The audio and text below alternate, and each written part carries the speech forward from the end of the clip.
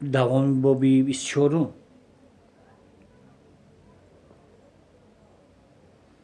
ҳамин тариқ онҳо гӯши хирсиро ба пӯсташ печонда рӯи чапаршох гузоштанд ва аз ду ҷояш ба химча бастанд. Азбаски роҳи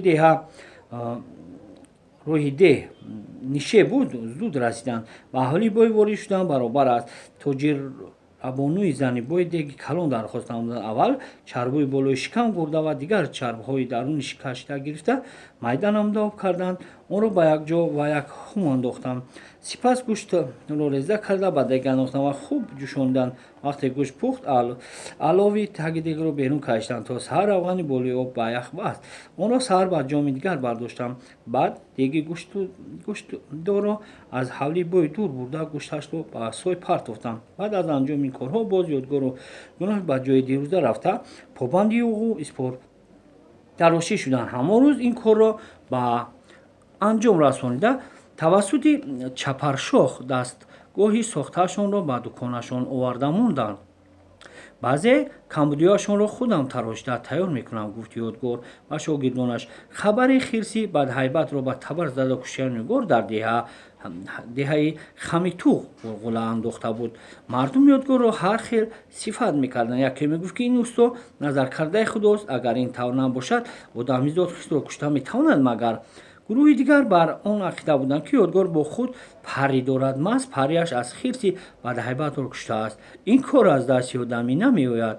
Норимбой бо Саръӣ писараш аз кӯлоб омада, дар ҳавлӣ ҳанӯз аз аспҳояшон нафаромада буданд, ки духтарчаи кенҷааш наздашон расида ин хабарро расонд. амаки ёдгорам дар ҷангал як хирси баломонандро ба табар зада куштааст. хирси куштаро ба хонаам оварда, гӯшташро дар дег ҷӯшондааст. дидед отаҷон, амаки ёдгорам чӣ хел одами зуд буданд?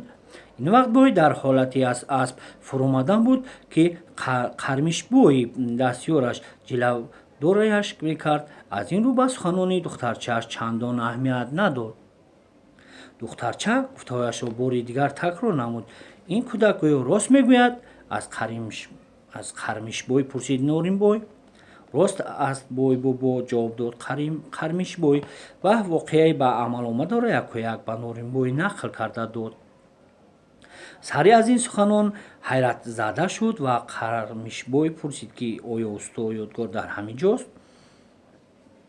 ҳа, ҷавоб дод қармишбой. юғӯ испорҳои тарошидаашонро дар дукон нишаста ба эҳтимол меоранд. ҳозир ман аз дасташон баромадам. бигӯ пеши ман ояд, фармуд бой.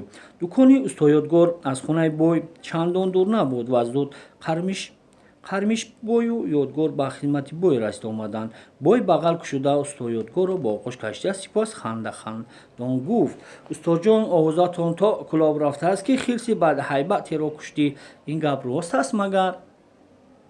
шояд рост бошад. ҳанӯз ки дар оғӯши бой буд, хоксорӣ намуд ёдгор. қанд зан, писарам, аз ришу рӯи ёдгор пурсид бой. бо чунин ҷавонмардиҳо фахр накардан метавон. ту ифтихори деҳаи мои. воқеаро баъди намози шом қисса мекунем. ҳоло вақти намози аср шудааст. биёед вузӯ гирему қарзи Парвардигорро ба ҷо оварем. аз сафари баргаштани бою писарон шунида, мулло Абдураҳмон ҳам ба ҳавли бой расида омад.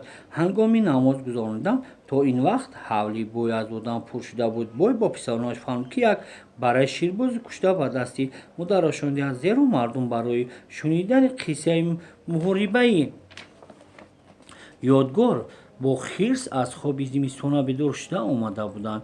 ин кори ҳазлу шӯхӣ нест.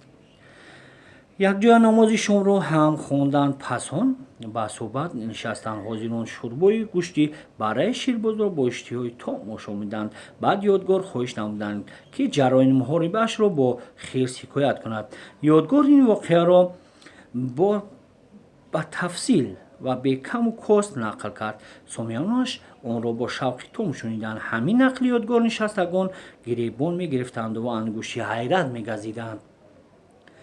вақте хирсро дидед, оё натарсидед? суол доданд яке аз нишастагон. рости гап, дар лаҳзаи аввал дилам андак ҳарос фаро гирифт. ба тадриҷ худро ба даст гирифтам. чаро ки агар метарсидам, хирс ба ман ғолиб омаданаш аниқ буд. одам агар тарсад, ба дасту пояш ларза медарояд. зарбаҳои сахту нишонрас задан наметавонад. бовар кунед, бародарон боз шогирдонаш шоҳиданд. табарро аз фарқи сараш бо теша канда гирифтем. шоире гуфтааст: далерӣ кун ки дар майдони мардӣ, гар тарсӣ зи кутан битарсӣ, кушта гардӣ. ҳама нишастагони ёдгор ҳамчун ҷавонмарди далеру шуҷоъ ситоиш намуданд ва таҳсину офаринҳо хонданаш. ҳамин хел будааст, ки агар раваму пода ё гову гусола гӯсфанду бузе аз бари ҷангал мегузашт, сӯзан кобаш мекардӣ, намеёфтиаш. хулоса баровард мӯйсафеде, ки дар ҷамъат ҳузур дошт. дӯстон, боз хитоб намуд ёдгор: шунидагӣ дорам, ки агар хист молеро ба чанг дарораду бихӯрад, намегузорад, ки пӯсту устухон ё хуну халафаш рӯи замин бимонад. заминро ба панҷаҳояш кофта, ҳамин онҳоро таги хок мекунад. одаташ ҳамин будааст. мӯйсафед рост мегӯед. гуфтаҳои мӯйсафедро қувват доданд гарон. аз моле ки зи паҳлӯи ҳамон ҷангал мегузашт, пӯсту устухону хуну халаф он тараф истад. ҳатто як мушт пашме пайдо намегашт. бо мо бошед.